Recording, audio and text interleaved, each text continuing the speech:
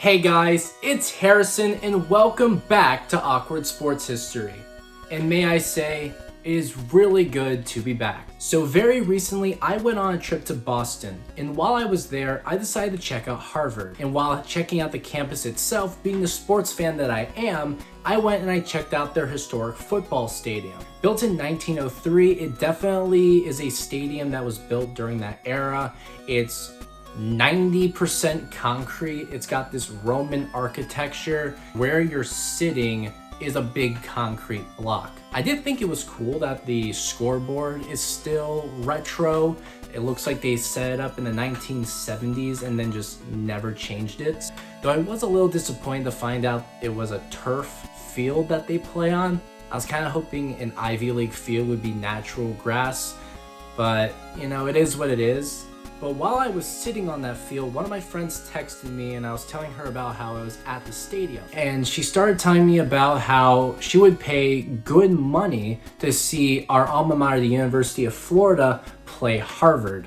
And I had to agree with that. It would be really cool if the Gators played the Crimson, as against all odds that would be, I'd probably give it up 0.5% chance of that ever happening, and that's probably kind of generous. And a lot of it has to do with Harvard's traditions, their schedule, their lack of emphasis on sports. It's kind of ironic that they do that now, given that just 100 years ago, they more or less invented college sports and were at the top of the sports world, and how it just kind of changed. And I discovered they had played in a bowl game before, which is what brings me here today. I'm going to tell you today about Harvard's one and only bowl game.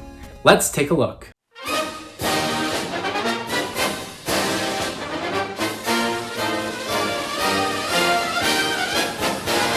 Let's go back to New Year's Day, 1920, as America is entering a new age.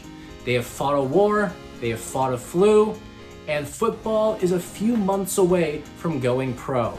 This 20s decade is supposed to be roaring. It'll be the cat's meow, it'll be the bee's knees. And Harvard is still a major sports school, and they're getting ready for this exclusive postseason game out in Southern California. While Harvard technically didn't have the best record that year, they went 8-0-1 and Notre Dame went 9-0. Harvard was the pick to go to the, what's it called? The Tournament East-West football game. Geez, with a name like that, I'm surprised they ever retired it. By the way, for those who don't know, the current name for this is the Rose Bowl.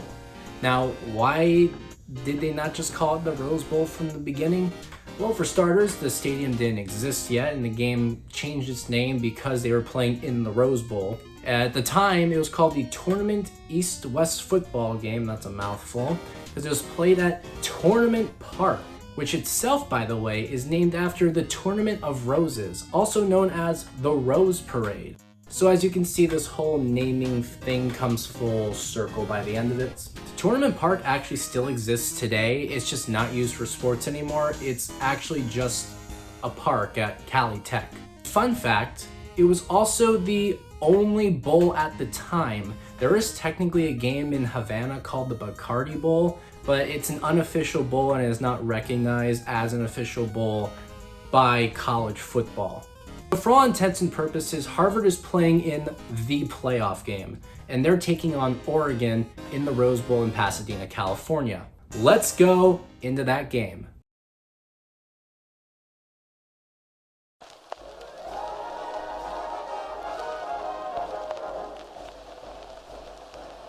And here we are, the game of the century. Harvard will face Oregon in what should be a splendid and athletic matchup.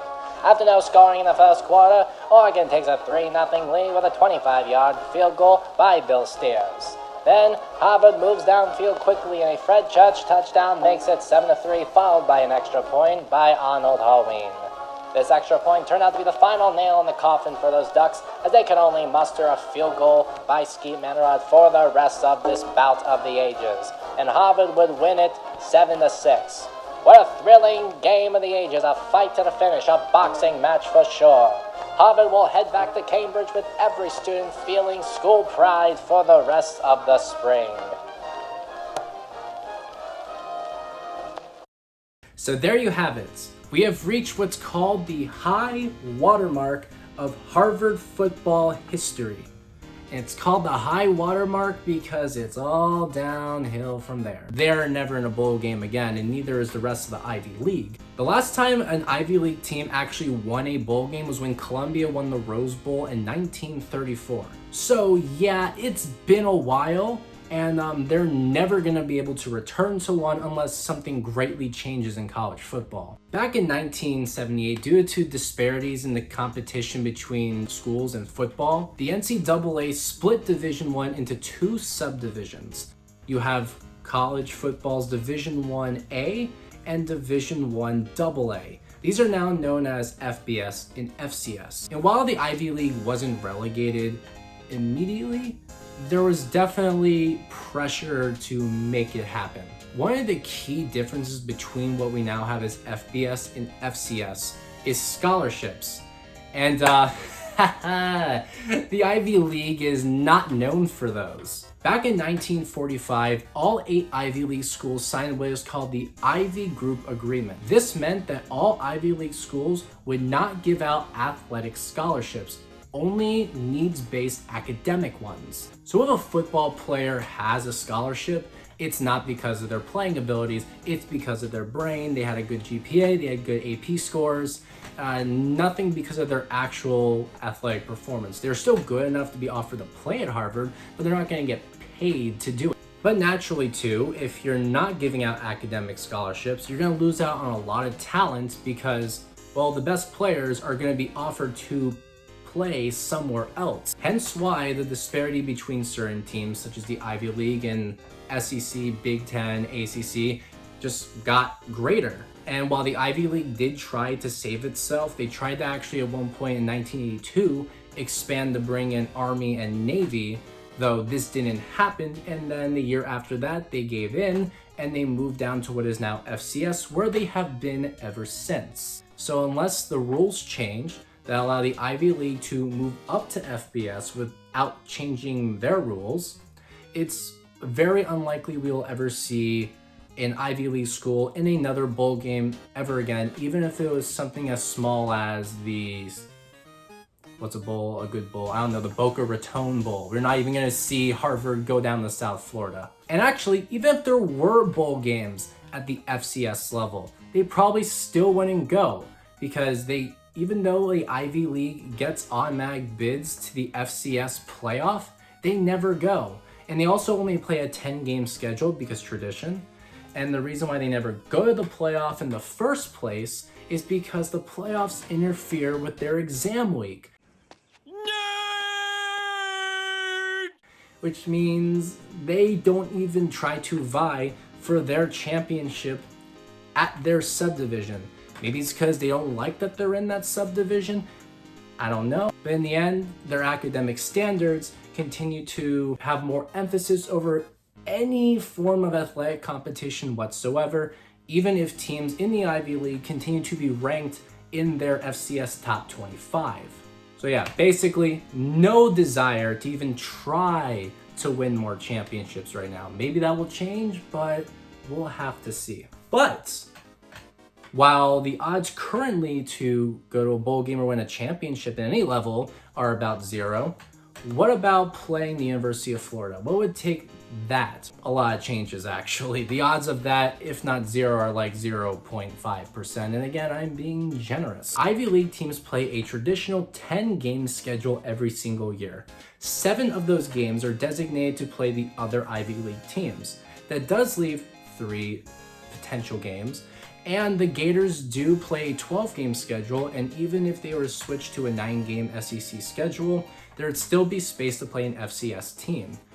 According to current NCAA rules, at least one FCS win can count towards bowl eligibility, still giving the Gators an incentive to play an Ivy League team, even if it's not necessarily good for the strength of schedule. However, while Florida might be interested, and I'm not saying they actually are, this is a hypothetical interest, Harvard hypothetically has no interest whatsoever because the other 3 games are designated for other Northeast rivalries such as Holy Cross, Lafayette, etc. They don't even try to play outside their typical 10 games of opponents they always play. I had to go really, really far back to even find a time where Harvard played what we would consider an FBS team since 1982 when they got relegated. And the last time they did was Army in 1991. And any other time they have played an FBS team since they got relegated was still Army in the 80s. And I decided to go even further back than that. How much did getting relegated change the way the Ivy Leagues play, especially Harvard? Like, how did that impact their scheduling?